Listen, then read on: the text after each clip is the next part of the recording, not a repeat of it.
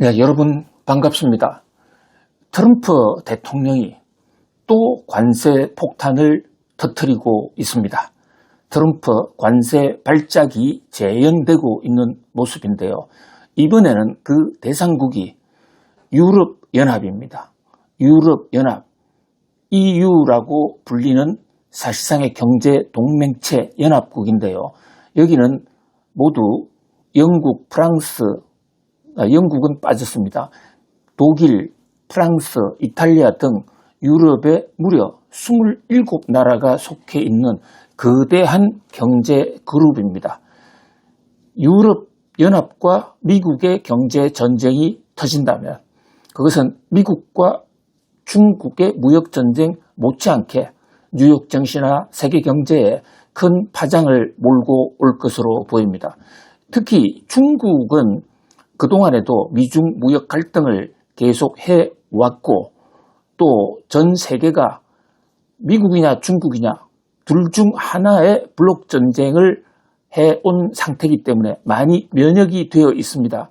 그런데 유럽은 유럽연합에 무려 국가가 27개나 있고 국가마다 특징과 장점이 있고 우리 한국도 이 유럽연합과에 속하고 있는 27개 국가 여러 가지로 다양한 형태의 거래 관계를 맺고 있기 때문에 미국과 유럽연합의 무역전쟁이 터진다면 그 파장이 만만치가 않을 것입니다. 더구나 유럽은 미국의 오랜 동맹이었는데 최근에 그 안보 외교 동맹이 나토 문제 등을 둘러싸고 조금씩 허물어지고 있는 상황이거든요. 우크라이나 전쟁 때문에 더 많이 앙금이 생겼죠. 이런 상황에서 미국과 유럽 간의 무역 전쟁이 터진다면 그야말로 미국과 유럽은 전면전으로 확대될 수가 있고 이것은 세계 경제, 정치, 안보, 외교에 상당한 지각 변동을 가져올 수도 있다는 그런 점에서 지금 상당히 세계가 비상한 관심을 갖고 있습니다. 자, 트럼프 대통령은 왜 이렇게 이 유럽 연합 EU라는 나라에 대해서 무려 50%라는 관세를 때린 것일까요? 지금 중국에 대한 관세는 30%로 낮아져 있거든요. 물론 잠정입니다만은 그런데 이보다도 더 높은 유럽의 50%를 때린다? 지금 유럽 경제가 그렇게 썩 좋지가 않습니다. 특히 유럽은 미국 수출 의존이 굉장히 높은 그런 대미 의존성 경제 체제를 꾸려왔는데요. 여기서 미국이 50% 관세를 때린다. 이것은 유럽연합 27개 나라에 대해서는 거래하지 않겠다라는 선전포고와도 같은 것이거든요. 유럽으로서는 비상이고 또 유럽 국가들은 그 자존심을 생각했을 때 미국의 반격 또 대항할 가능성이 매우 높습니다. 실제로 유럽연합은 그동안에도 미국과의 무역 협상에서 다양한 형태의 보복카드를 만지작했고 실제로 발표한 적도 있습니다. 그런 면에서 미국과 EU의 무역 전쟁, 우리에게도 발등에 떨어진 불이다 이렇게 볼 수가 있습니다.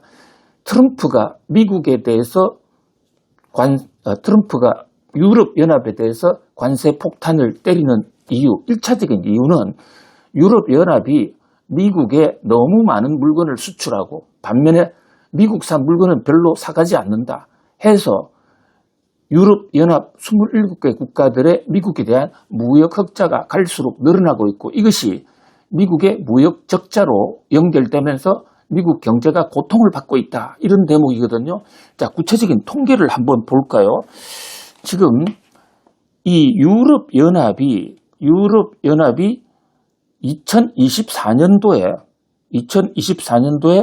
미국과의 무역 거래에서 흑자를 본 금액이 2,356억 달러입니다. 2,356억 달러. 이것은 미국에서 흑자를 보고 있는 나라 대미 무역 흑자국 순위 2위거든요. 1위는 단연 중국이고요. 중국이 2,954억 달러인데 유럽연합이 2,356억 달러입니다. 이 유럽연합의 무역 흑자 규모도 결코 만만치가 않죠. 미국 입장에서 트럼프 대통령 입장에서는 중국이 제1차 무역협상 대상국이지만은 유럽도 만만치가 않은 겁니다.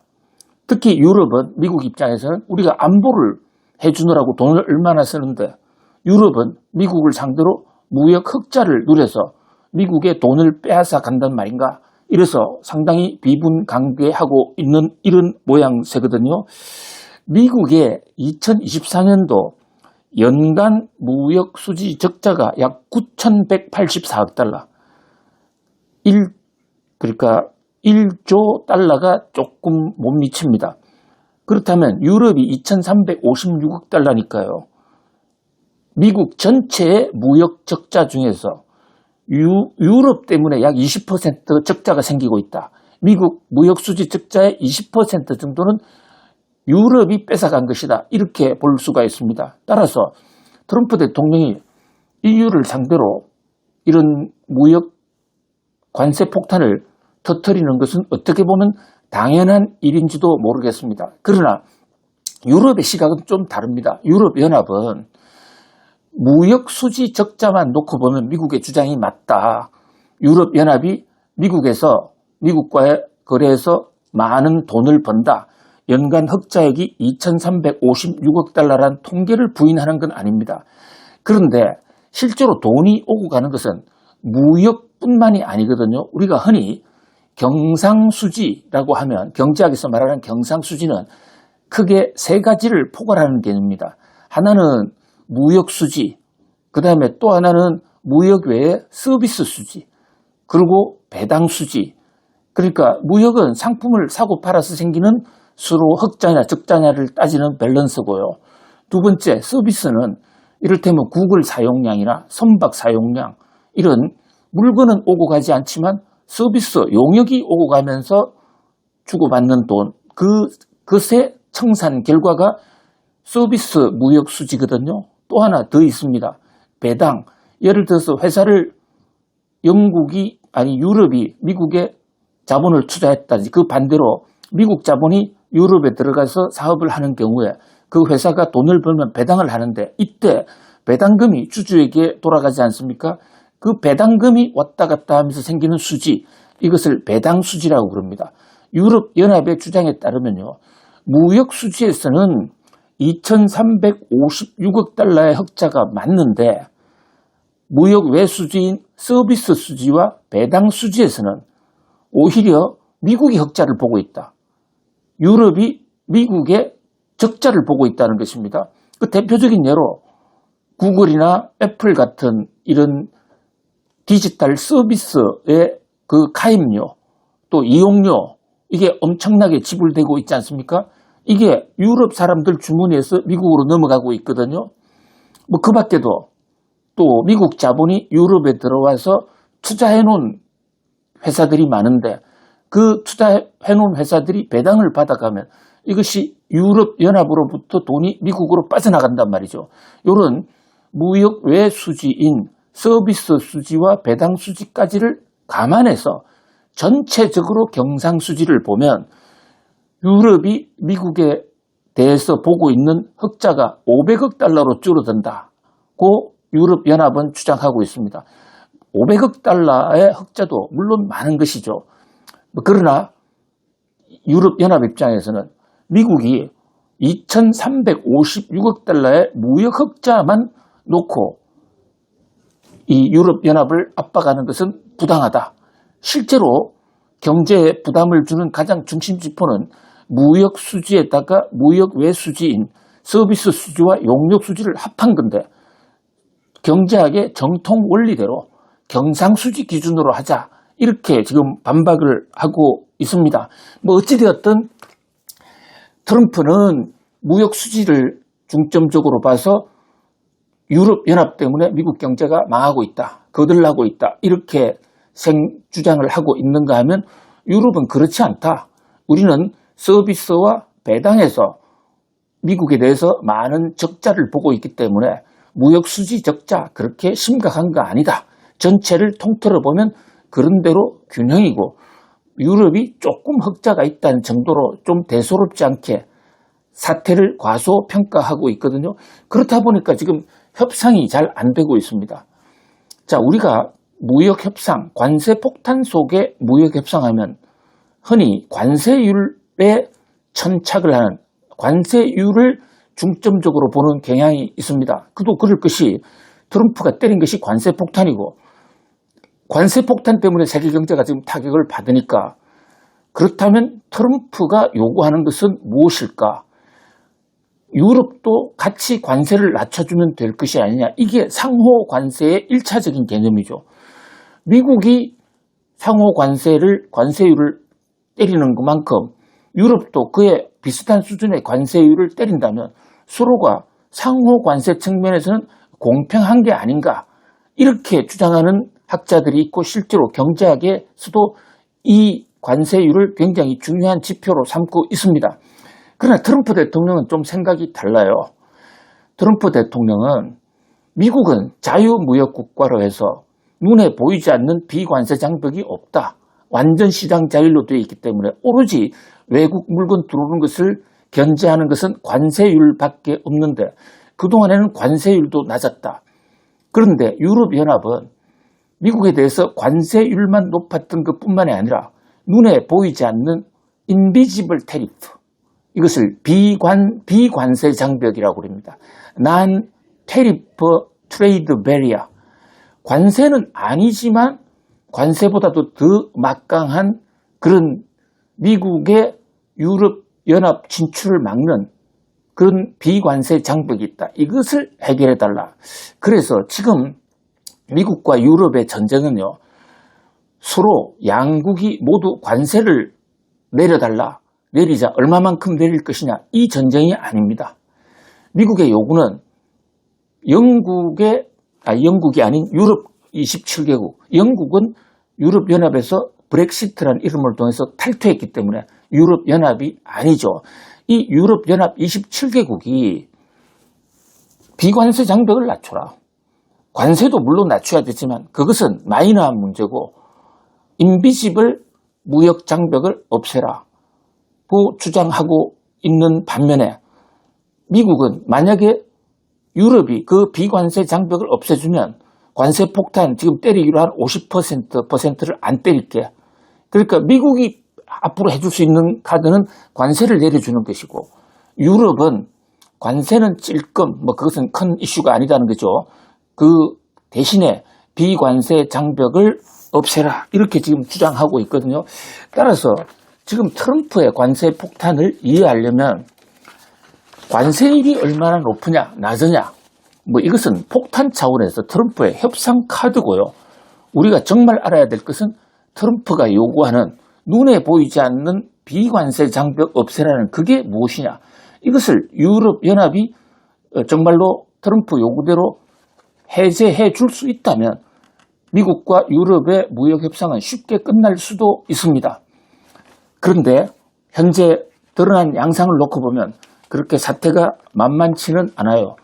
한국과 지금 미국 간에도요, 미국이 한국 들어 관세율 낮추라는 게 아닙니다. 우리나라 지금 관세는요, 미국에 대해서만큼은 한미 자유무역협정을 하고 있기 때문에 우리 관세율이 현저히 낮습니다. 거의 평균이 0.78%밖에 안 돼요.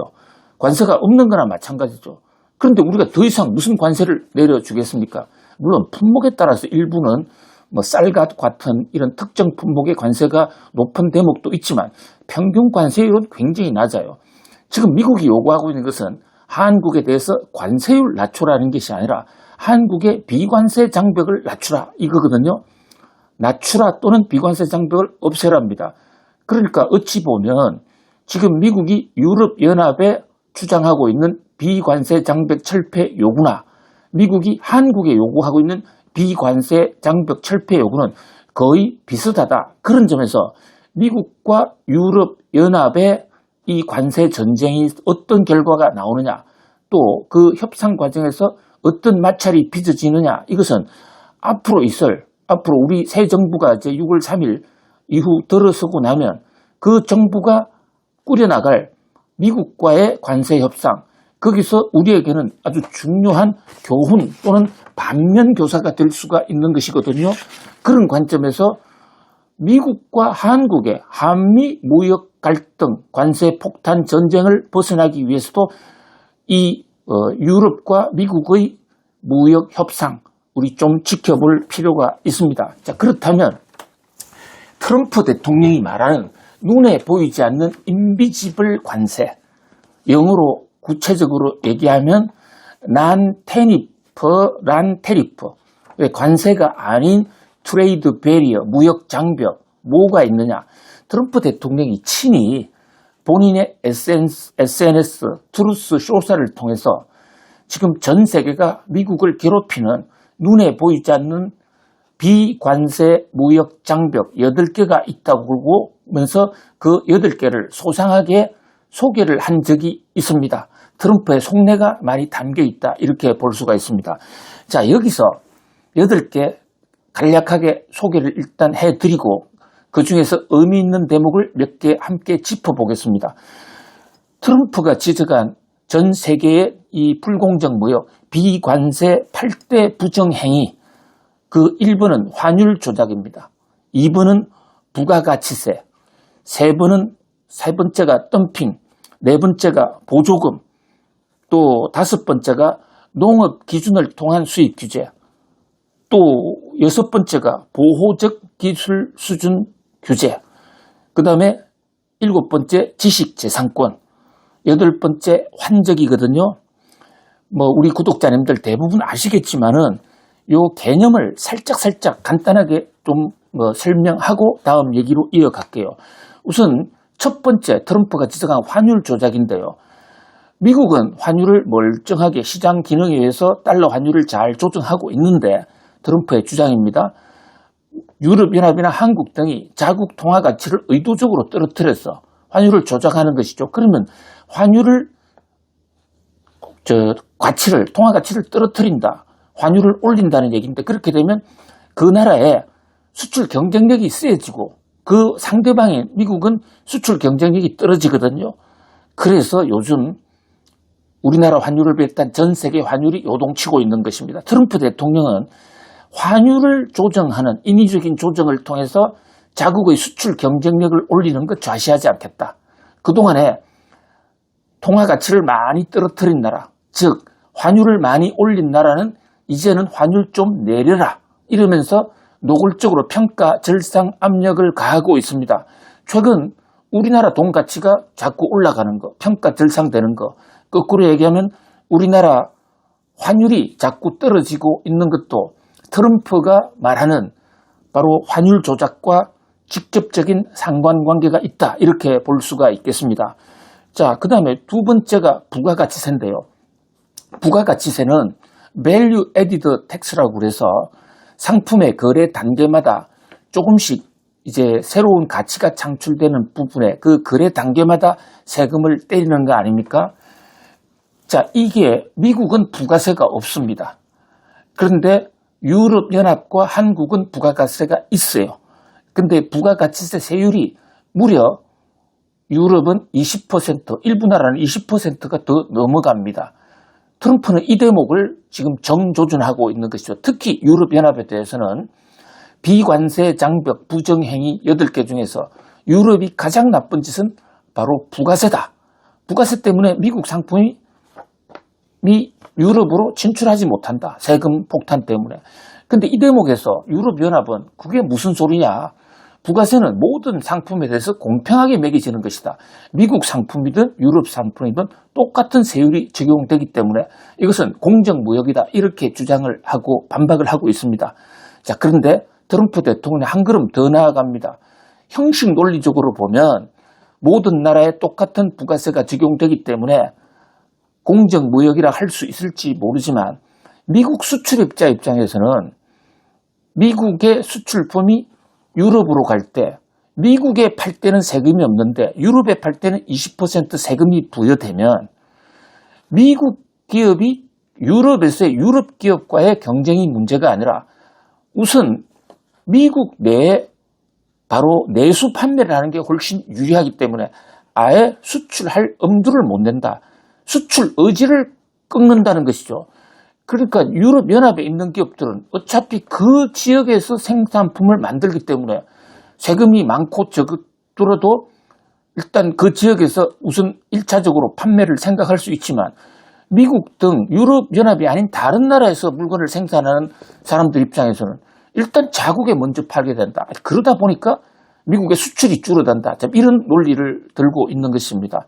또 트럼프 대통령은 유럽연합의 업체들도 유럽연합에서 팔면 세금이 20%나 되기 때문에 거기서는 상당히 지금 원가가 올라가는데 반해서 유럽의 독일이나 프랑스 회사들이 자기 제품을 미국에서 수출을 해서 팔아내면 그때는 20%라는 부가세를 안 물잖아요. 부가세를 안 무니까 유럽연합 기업들도 유럽연합에서 팔려고 하기보다는 미국에 팔려고 한다. 그래서 이 유럽의 미국에 대한 수출이 늘어난다. 따라서 이것은 바로 미국의 무역 적자가 늘어나는 핵심적인 요인이다. 이 대목을 지금 정조준하고 있는 것입니다. 자, 그 다음에 덤핑. 덤핑은 자기 나라에서는 비싸게 팔면서 미국에는 싸게 파는 거. 이러면 미국 업체들, 소비자들은 좋을지 모르겠지만 미국의 제조업체들이 생존하기가 어렵게 된다. 그것이 세 번째 요인이고요.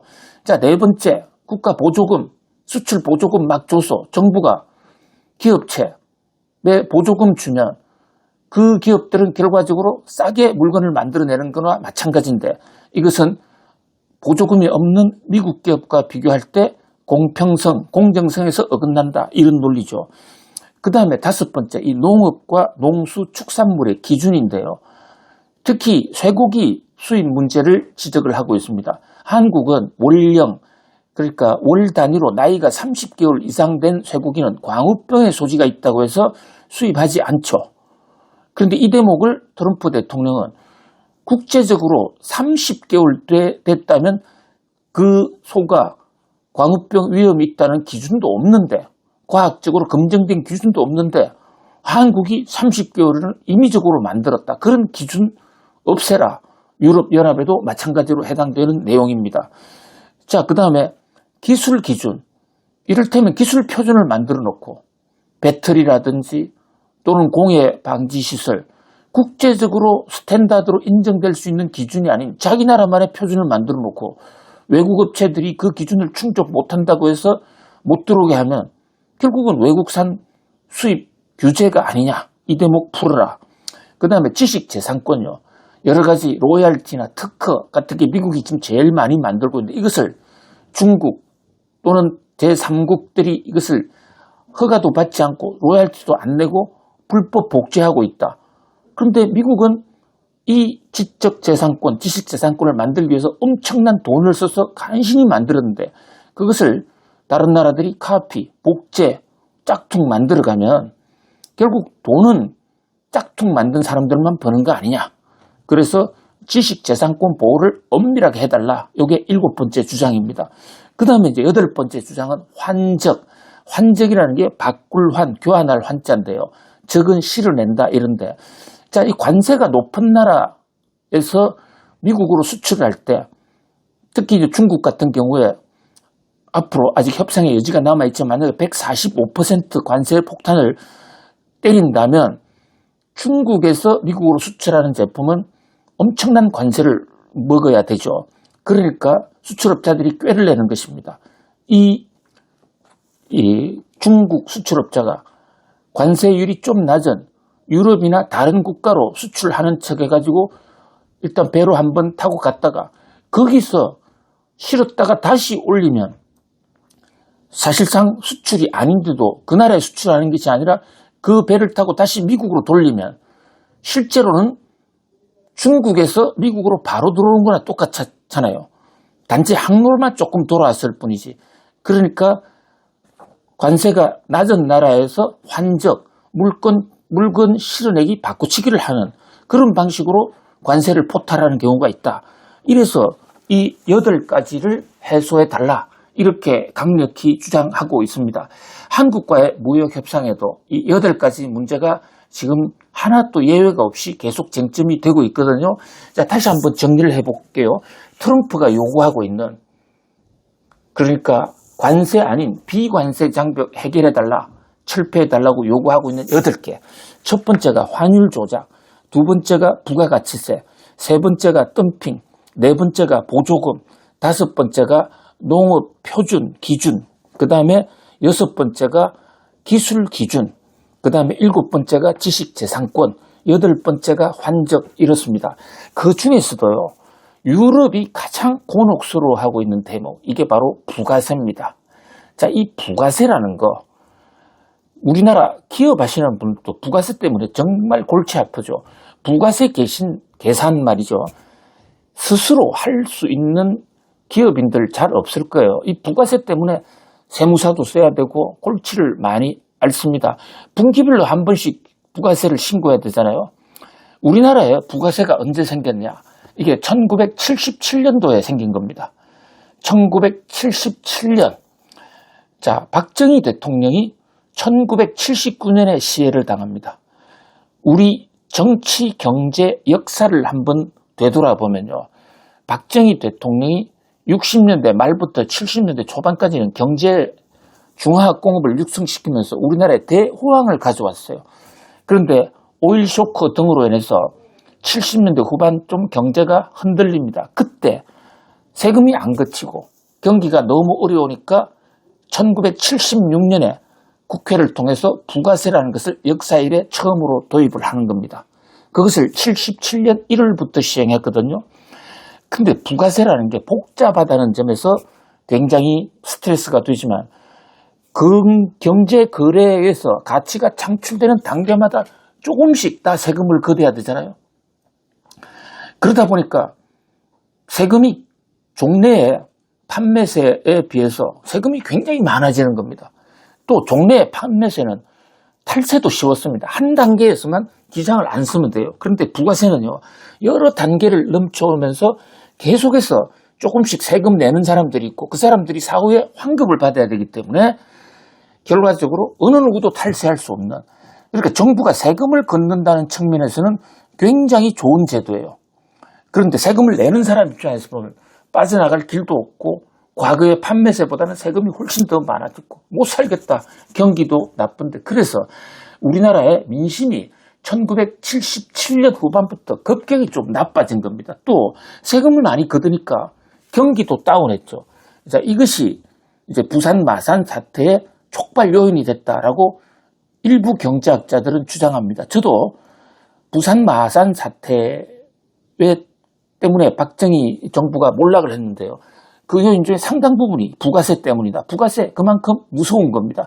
그래서 미국은 부가세 도입을 하고 있지 않은데 바로 이 대목이 트럼프 입장에서 볼 때는 바로 부가세가 유럽이 미국 기업들 못 들어오게 막아놓은 장벽이다. 이거 해소하라. 그런데 이게 유럽연합 입장에서는 이게 해소가 쉽지 않아요.